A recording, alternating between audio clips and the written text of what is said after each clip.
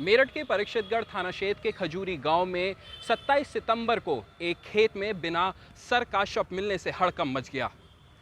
शव की पहचान कुछ ही देर में गांव वालों ने पुलिस के सामने दीपक के रूप में की गई, जो गांव का ही रहने वाला था।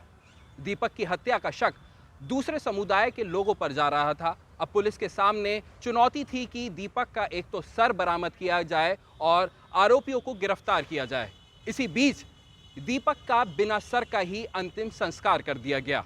थाना परीक्षितगढ़ के अंतर्गत 27 तारीख की सुबह एक खेत में एक अज्ञात युवक का शव मिला था, जिसका सर उस शव पे नहीं था। और बाद में जो युवक है उसकी पहचान दीपक नाम के युवक के रूप में हुई। घर वालों की तहरीर के आधार पर जो युवक है उसके हत्यारों के विरुद्ध धारा 302 के अंतर्गत अज्ञात अभियुक्तों के विरुद्ध मुकदमा पंजीकृत किया गया था। पुलिस ने मामले की गंभीरता को देखते हुए सर्च ऑपरेशन शुरू कर दिया।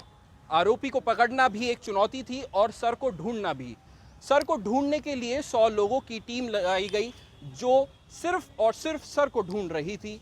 कई इंटेलिजेंस यूनिट और एसपी क्राइम, एसपी देहात खुद इस मामले की छानबीन में लगे हुए थे, लेकिन 6 दिन तक भी ना तो आरोपी मिला और ना ही सर मिला। मृतक है उसकी हत्या कर दी गई थी और हत्या का जो कारण बताया गया उसमें फहमीद ने बताया कि उसकी जो शादीशुदा 19 वर्षीय लड़की है, उससे एक बार उसने मृतक को उसके साथ आपत्तिजनक अवस्था में देख लिया था और बार बार मना करने पर भी वो उससे मुलाकात कर रहा था। इस वजह से उसने और आसिफ ने मिलकर उसकी हत्या की है। पुलिस को गांव का ही एक युवक मिला, जिसने गवाही दी कि गांव के ही फहमीदू नाम के एक व्यक्ति को 26 सितंबर की रात करीब 10:30 बजे उसने दीपक के साथ जाते हुए देखा था।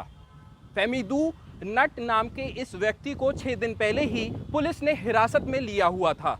जब ये गवाही सामने आई तो पुलिस ने सख्ती से पूछताछ की तो पता चला कि फहमीदू नट ने ही दीपक की हत्या की गई थी। अभियुक्त है उसकी निशानदेही के आधार पर जो मृतक है उसका जो सिर है वो जहाँ पे शव मिला था उससे 4-5 खेत अंदर एक खेत में गड़ा हुआ जो सर है वो बरामद कर लिया गया है। साथ ही साथ घटना में शामिल जो हथियार है, जो तलवार है, उसको भी बरामद कर लिया गया है और इसमें अन्य अभी साक्ष्य एकत्रित किए जा रहे हैं और इसमें यदि कोई अन्य चीज़ें या अन्य तथ्य प्रकाश में आएंगे तो उस आधार पर भी और कार्रवाई की जाएगी। ये बताया गया कि इनका जो पहचान है, इनका ये उद्देश्य था कि इसकी जो पहचान है वो शुरुआत में ना हो पाए और साथ ही साथ इसमें अगर इस तरह से ये हत्या करेंगे तो ऐसा लगेगा कि किसी ऐसे अन्य रंजिश में इसकी हत्या की गई और उनके ऊपर शक ना हो, तो पहचान छुपाने के उद्देश्य से इन्होंने ये जो सर है उसको वहाँ पे छुआ। फहमीदू नट ने बताया कि उसकी बेटी जो शादीशुदा थी उसके साथ दीपक के अवैध संबंध थे और कई बार आपत्तिजनक हालात में दीपक को फहमीदू नट ने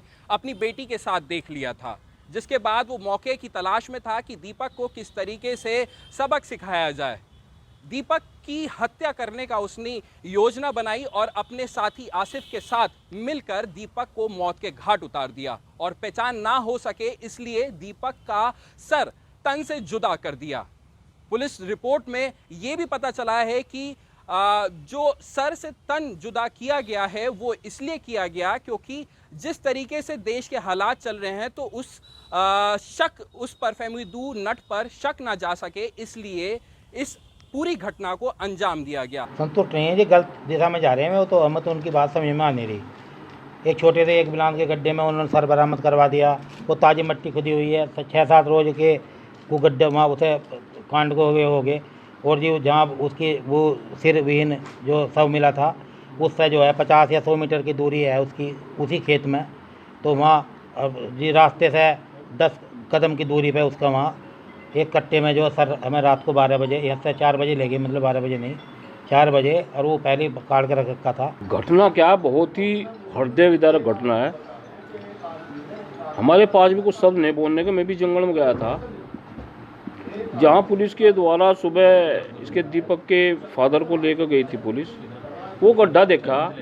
अब चूँकि हम भी किसान हैं, रात दिन जंगल में रहे, हमको ये पता है कि कितने दिन की मिट्टी खुदी हुई है, कितने दिन का गड्ढा है, वो गड्ढा ही रात का खुदा है। परिजनों ने ये बताया कि जिस खेत में दीपक का सर पुलिस को मिला है वो कई बार जाके वहां पे देख चुके थे, लेकिन सर वहां पर नहीं था। इसी से नाखुश होकर ऐतराज जताते हुए परिजनों के साथ त्यागी समाज इस चीज का विरोध जता रहा है और सीबीआई और एनआई से जांच की मांग की अपील कर रहा है।